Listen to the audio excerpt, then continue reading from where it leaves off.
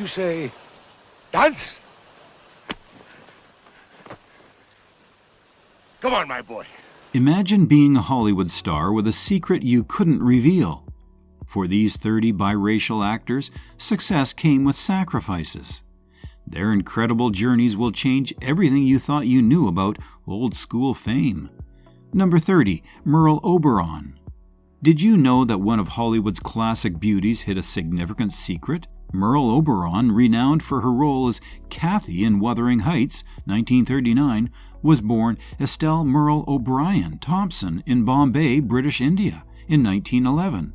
Her mother, Charlotte Selby, was of Sri Lankan and Maori descent, while her father was British. In an era where biracial heritage could hinder an acting career, Oberon concealed her background by claiming to be from Tasmania, Australia, asserting that her birth records were destroyed in a fire, a fabricated story to mask her true origins. She even went as far as coaching her mother to pose as a servant to maintain the facade. This depiction allowed her to navigate Hollywood's racial prejudices, leading to a successful career and an Academy Award nomination for Best Actress in The Dark Angel, 1935. Her true heritage remained undisclosed until after her death in 1979. Please don't have another heart attack. I didn't expect you. But I told you I'd be here, didn't Number you? 29, Lena Horn. Ever wondered how a jazz singer became a civil rights icon? Lena Horn, born in 1917 in Brooklyn, New York, was of African American, Native American, and European descent. She began her career at the famed Cotton Club in Harlem at just 16 years old, where her light skin tone, a result of her mixed heritage, both aided and complicated her journey. Horn's talent and beauty led her to Hollywood, where she became the first African American woman to sign a long-term contract with a major studio, MGM. However, she often faced typecasting and discrimination, with her scenes sometimes cut for Southern audiences. What you want him to love ain't nobody's angel child, and he Number 28, Dorothy Dandridge. Did you know the first African American woman nominated for a Best Actress Oscar had a complex heritage? Dorothy Dandridge, born in 1922 in Cleveland, Ohio, was of African American, Native American, and European descent. She began performing at a young age with her sister in The Wonder Children act, later known as the Dandridge Sisters.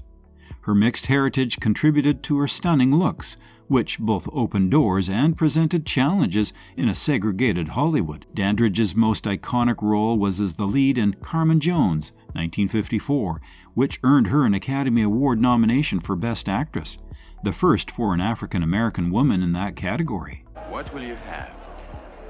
Whiskey, double, straight. Number 27, Anthony Quinn.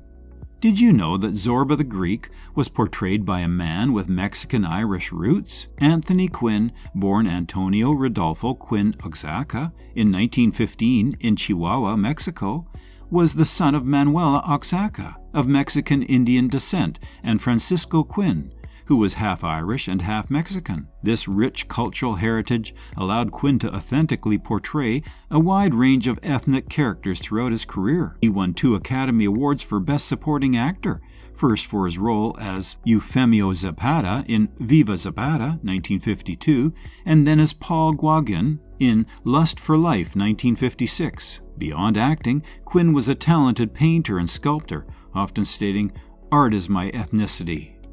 Number 26, Kouichi Hayakawa.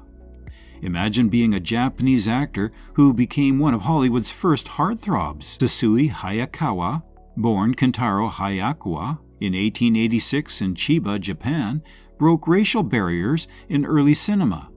He gained fame with his role in The Cheat, 1915, where his intense performance captivated audiences, making him a matinee idol.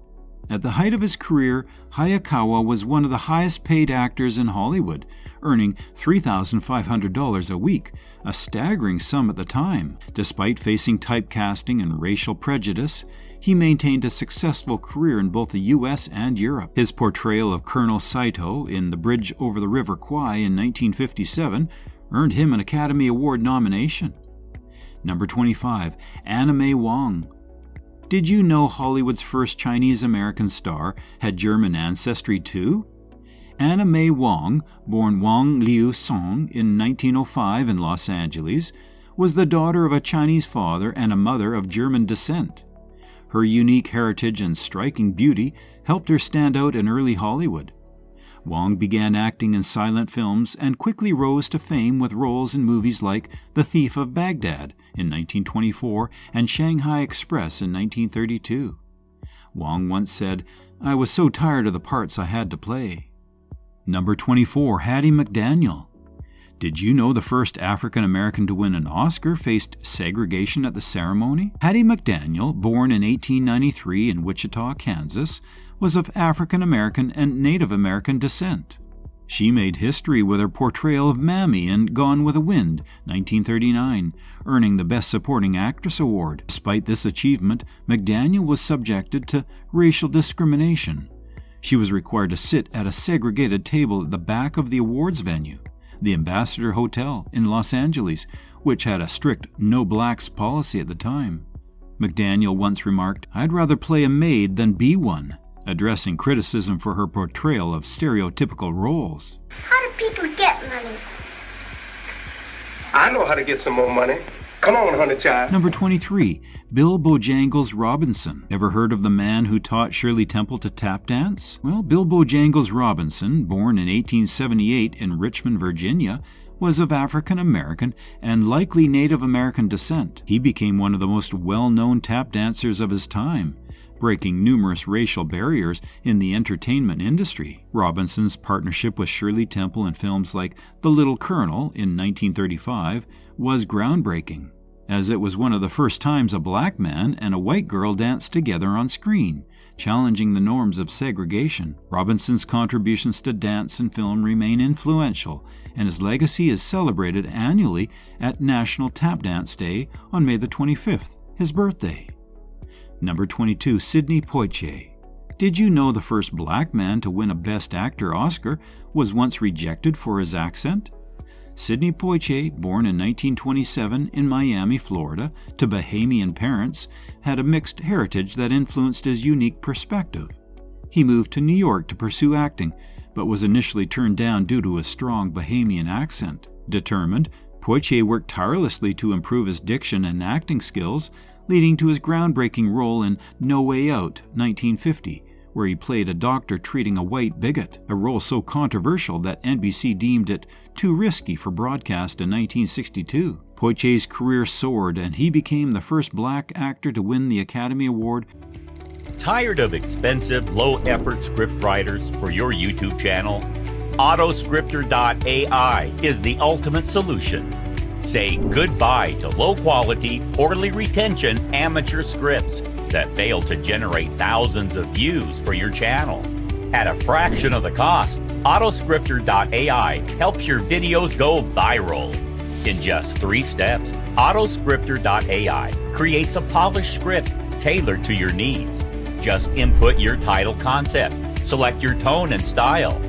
The intuitive interface makes editing and refining effortless, fast, smart, and trusted by hundreds of satisfied users who have already discovered the amazing tool. Start your free trial today and watch Autoscripter.ai transform your YouTube channel. Just click the link in the video description below now. For Best Actor for his performance of Lilies of the Field, 1963. He once said, "I felt very much as if I were representing 18 million people with every move I made." So this is Johnny Farrow. I've heard a lot about you, Johnny Farrow.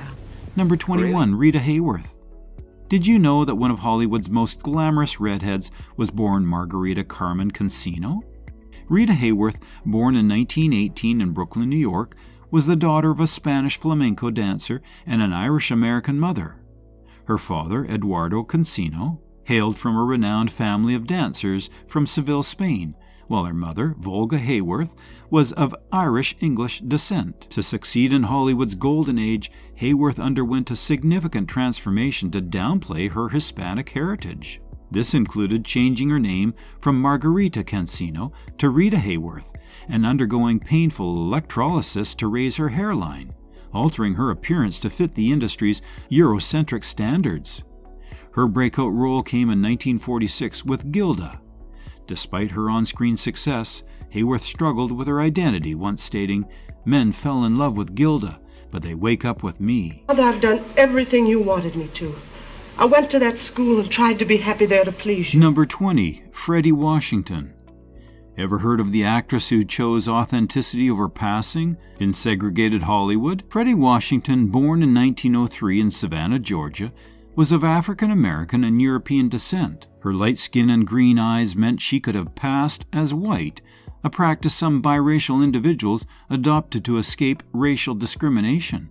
However, Washington embraced her identity, becoming a prominent figure in the Harlem Renaissance. She gained acclaim for her role as Piola in Imitation of Life, 1934, portraying a young biracial woman who chooses to pass as white, a role that mirrored societal tensions of the time. Off-screen, Washington was a vocal advocate for African American rights, co-founding the Negro Actors Guild to support black performers facing discrimination. She once declared, "I have never tried to pass for white and never had any desire. I am proud of my race." Number 19, Harry Belafonte. Did you know the King of Calypso was also a civil rights pioneer? Harry Belafonte, born in 1927 in Harlem, New York, to a Jamaican mother of African and Scottish descent and a Montegian father, brought a rich cultural heritage to his artistry. He popularized Caribbean music with hits like Day-O, the Banana Boat Song, and became the first African American to win an Emmy. Beyond entertainment, Belafonte was deeply involved in the civil rights movement, serving as a confidant to Dr. Martin Luther King Jr. and financially supporting the movement. He once said, "Artists are the gatekeepers of truth."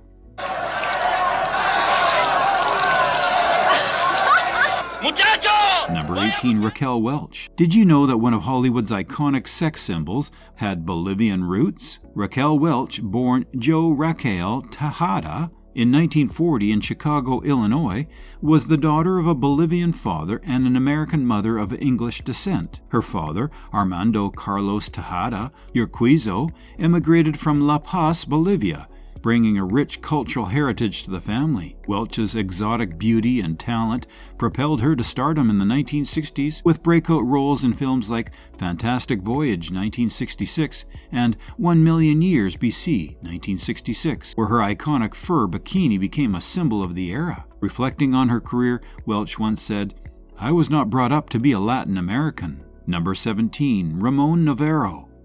Did you know that the original Ben-Hur was portrayed by a Mexican-born actor? Ramon Noro, born Jose Ramon Gil Samaniego in 1899 in Durango, Mexico, was of Spanish and Aztec descent. Fleeing the Mexican Revolution, his family relocated to Los Angeles, where Navarro pursued acting. He rose to fame in the silent film era, becoming a leading man with his role in Ben-Hur, A Tale of the Christ, 1925. Tragically, he was murdered in 1968, a crime that shocked Hollywood and underscored the perils faced by actors who lived closeted lives. Number 16, James Shigeta. James Shigeta was an American actor and singer of Japanese descent, renowned for his pioneering roles in Hollywood that challenged racial stereotypes. Born in Honolulu, Hawaii, Shigeta was a third-generation Japanese American. He served in the U.S. Marine Corps during the Korean War before studying drama at New York University. His early career included winning first prize on the television talent show The Original Amateur Hour in 1950, leading to performances in Los Angeles nightclubs under the stage name Guy Bryan. Shigeta's breakthrough role came in 1959 with Crimson Kimono, where he portrayed Detective Joe Kajiku, a Japanese-American detective, a rarity for Asian actors at the time. He continued to defy expectations with leading roles in films like Walk Like a Dragon. Number 15, Dolores Del Rio. Did you know that one of Hollywood's earliest Latina stars hailed from Mexican aristocracy? Born Maria de Dolores Asunsolo y Lopez Negrete in 1904 in Durango, Mexico, Dolores Del Rio was of Spanish and indigenous Mexican descent. Her family faced financial ruin during the Mexican Revolution, prompting a move to Mexico City, where she became a socialite. In 1925, she ventured to Hollywood and quickly rose to prominence with films like What Price Glory, 1926, and Ramona, 1928. Her elegance and talent captivated audiences, making her one of the first Mexican actresses to achieve international fame. Number 14, Madame Sutawan. Did you know that one of the earliest African-American actresses in Hollywood had a mysterious stage name? Born Nellie Crawford in 1873 in Louisville, Kentucky, Madame Sutawan was the daughter of formerly enslaved parents. She began her career in vaudeville before transitioning to film. Her unique stage name added no air of mystique to her persona. Sutawan made her film debut in D.W. Griffith's The Birth of a Nation, 1915, becoming one of the first African-American actresses to secure a film contract. She went on to appear in numerous films, often portraying maternal figures and servants, roles reflective of the limited opportunities for black actresses at the time. Was you asking for me, Miss Allen? Been scouring the whole store for you. Why don't you run to my apartment and cook dinner? Number 13, Butterfly McQueen. Did you know that the actress who played Prissy in Gone with the Wind had a distinctive high-pitched voice that became her trademark? Born Thelma McQueen in 1911 in Tampa, Florida, she was of African-American and possibly mixed heritage. Her portrayal of Prissy in the 1939 classic showcased her comedic timing, but the role also subjected her to criticism for perpetuating stereotypes. Frustrated with typecasting, she eventually left the film industry to pursue other interests, including obtaining a bachelor's degree in political science. Number 12, France Nuyen. France Nuyen, born France Nuyen Van Na on July 31st, 1939, in Marseille, France, is a French-American actress, model, and psychological counselor. She is a Theatre World Award winner and Golden Globe Award nominee. Nuyen was born to a Romani French mother and a father from French Indochina. Father is widely reported to be Vietnamese. However, Nuyen identifies him and herself as Chinese or Hoa. She immigrated to the United States in 1956 at the age of 16 and was discovered by a film director. She starred in a number of films including South Pacific, 1958, Satan Never Sleeps, 1962, and A Girl Named Tamiko, 1962. In addition to her acting career, Nuyen earned a master's degree in clinical psychology in 1986 and transitioned to a second career in family practice counseling, mostly working with abused children, abused and battered women, and women in prison. Number 11, Mioshi Umi. Mioshi Umi was a Japanese-American singer and actress who made significant contributions to American entertainment. Born in Ataru, Hokkaido, Japan, she began her career as a nightclub singer in Japan before moving to the United States in 1955 to further her musical studies. In 1957, Umi starred opposite Marlon Brando and Red Buttons in Sayonara, portraying Katsumi, a Japanese woman who falls in love with an American airman. Performance earned her the Academy Award for Best Supporting Actress, making her the first Asian actress to win an Oscar. Following this success, Umi appeared in the Broadway musical Flower Drum Song, 1958, where she played Mei Li, a role she reprised in the 1961 film adaptation. She also starred in the television series The Courtship of Eddie's Father, 1962 to 1972, portraying Mrs. Livingston, the housekeeper. After her husband's death in 1976,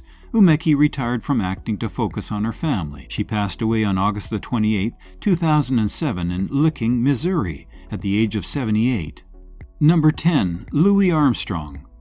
Did you know that one of jazz's greatest legends also made his mark in Hollywood? Louie Armstrong, born in 1901 in New Orleans, Louisiana, was of African-American and Creole descent. While primarily celebrated for his groundbreaking contributions to jazz music, Armstrong also appeared in over 30 films, bringing his charismatic presence to the silver screen. Notable appearances include High Society, 1956, and Hello Dolly, 1969, where he performed the title song alongside Barbra Streisand. Armstrong's infectious personality and immense talent helped break down racial barriers in the entertainment industry.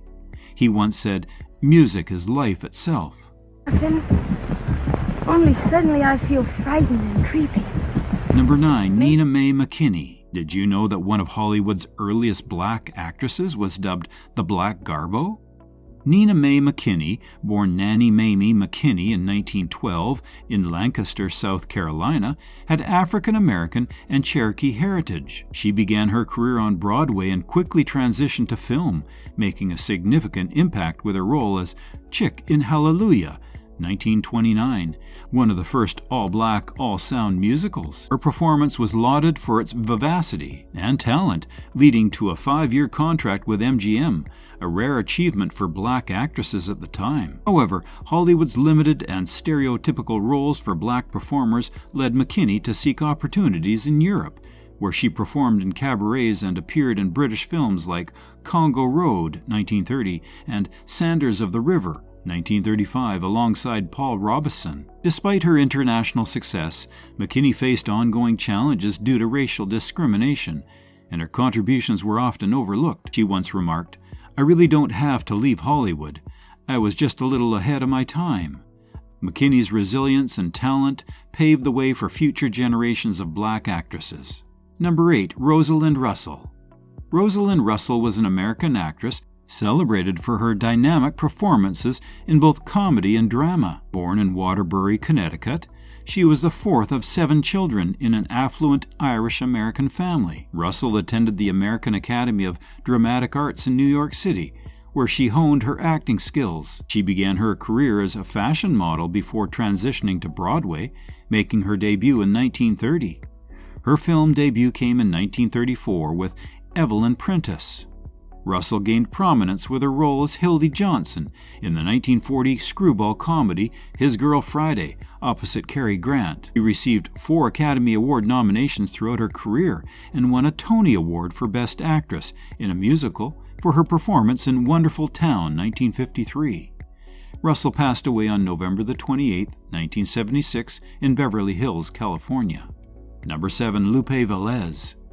Ever heard of the Mexican Spitfire who took Hollywood by storm? Lupe Valdez, born Maria Guadalupe Villalobos Velez in 1908 in San Luis Potosi, Mexico, was of Spanish and indigenous descent. She began her career in Mexican vaudeville before transitioning to Hollywood in the late 1920s. Velez quickly became known for her vibrant personality and comedic talent, starring in films like The Gaucho, 1927, alongside Douglas Fairbanks, and the Mexican Spitfire series in the 1940s. Her fiery on-screen persona mirrored her off-screen life, marked by high-profile romances and a tumultuous personal life. Velez's career challenged Hollywood's limited roles for Latina actresses, but she often faced stereotyping. Tragically, she died by suicide in 1944, a death shrouded in rumors and sensationalism. Number 6, Maria Montes. Maria Montes, born Maria Africa Gracia Vidal on June 6, 1912, in Barcelona, Dominican Republic, was a celebrated actress renowned for her roles in Technicolor adventure films during the 1940s. She was the daughter of Isidoro Gracia y Gracia, a Spaniard from La Palma, Canary Islands, Spain, and Regala Maria Teresa Vidal y Riccio, a Dominican of Creole descent. Her mixed heritage contributed to her exotic appeal on screen. Montes's early education took place at the Sacred Heart Convent in Santa Cruz de Tenerife, Spain. She later moved to New York City, where she was discovered by a film talent scout. Her breakthrough role came in Arabian Nights, 1942, where she portrayed Scheherazade. She continued to captivate audiences with performances in films like Ali Baba and the 40 Thieves, 1944, and Cobra Woman, 1944. In 1943, Montes married French actor Jean-Pierre Amont, and they had a daughter, Tina Amont, who also pursued an acting career. Tragically, Maria Montes passed away on September 7, 1951, at the age of just 39, due to a heart attack. Number 5, Hedy Lamar. Did you know that a Hollywood starlet co-invented technology that paved the way for Wi-Fi? Lamar, born Hedwig Eva Maria Keisler in 1914 in Vienna, Austria, was the daughter of a Jewish father and a mother of Hungarian Jewish descent. She gained fame in Hollywood with films like Algiers, 1938, and Samson and Delilah, 1949. However, her beauty overshadowed her intellect. During World War II, Lamar co-invented a frequency-hopping system intended to prevent the jamming of torpedo guidance signals. This technology became the foundation for modern wireless communications, including Wi-Fi and Bluetooth. Reflecting on her dual talents, she once said, "Any girl can be glamorous. All you have to do is stand still and look stupid." Señorita Rosita con cello. Number 4. Carmen Miranda. Did you know that the Brazilian bombshell had Portuguese roots? Carmen Miranda, born Maria de Carmo Miranda da Cunha in 1909 in Portugal, moved to Brazil as an infant, became a samba sensation, captivating audiences with her vibrant performances and signature fruit-adorned hats. In the 1940s, Miranda took Hollywood by storm, appearing in films like The Gang's All Here in 1943 and becoming one of the highest-paid actresses of her time. Despite her success, she faced criticism for perpetuating stereotypes and struggled with maintaining her Brazilian identity in Hollywood. Miranda once remarked, "I have never followed what people say is fashionable. I think that a woman should wear what suits her."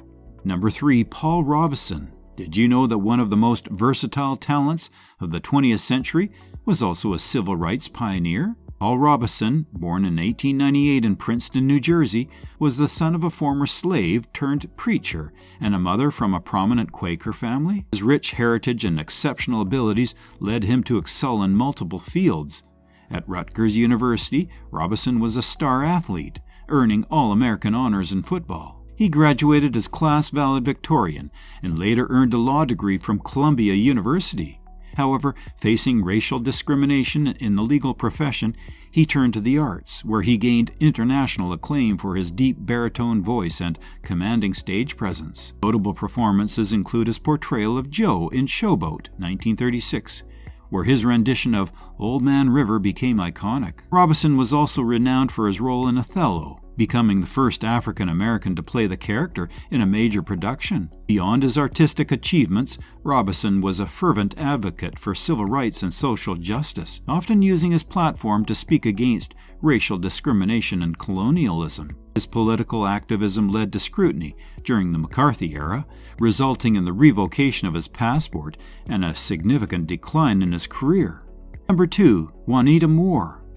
Did you know that an American Award-nominated actress once worked as a chorus girl at the famous Cotton Club? Wanita Moore, born in 1914 in Greenwood, Mississippi, moved to Los Angeles during the Great Migration. She began her entertainment career as a dancer at the Cotton Club before transitioning to acting. In the early 1950s, Moore entered films at a time when opportunities for black actresses were scarce. Her perseverance paid off when she delivered a poignant performance as Annie Johnson in Imitation of Life, 1959, a role that earned her an American Award nomination for Best Supporting Actress, making her the 5th African American nominated for an Oscar. Despite this achievement, Moore faced the industry's racial barriers, often being typecast or offered limited roles. Reflecting on her career, she once said, "The Oscar prestige was fine, but I worked more before I was nominated." Number 1. Chico Marx. Did you know that one of the Marx brothers adopted an Italian persona despite his Jewish heritage? Leonard Joseph Chico Marx, born in 1887 in New York City, was the eldest of the Marx brothers. His parents, Sam Marx and Minnie Schoenberg, were Jewish immigrants. His father hailed from Alsace, France, and his mother from East Frisia, Germany. The family was part of a vibrant Jewish community in New York City. Chico developed a stage persona characterized by a comedic Italian accent and mannerisms, a common practice among vaudeville performers to portray ethnic characters. His choice added a distinctive flair to the Marx Brothers' performances, with Chico often playing the charming, crafty con artist. His piano performances were notable for their playful style, often incorporating humorous improvisations. Offstage, Chico was known for his gambling habits and charismatic personality. Thanks for watching. If you enjoyed this video, please give it a thumbs up and subscribe for more intriguing stories. Don't forget to check out our other videos for more fascinating insights into cinema's rich history. See you next time.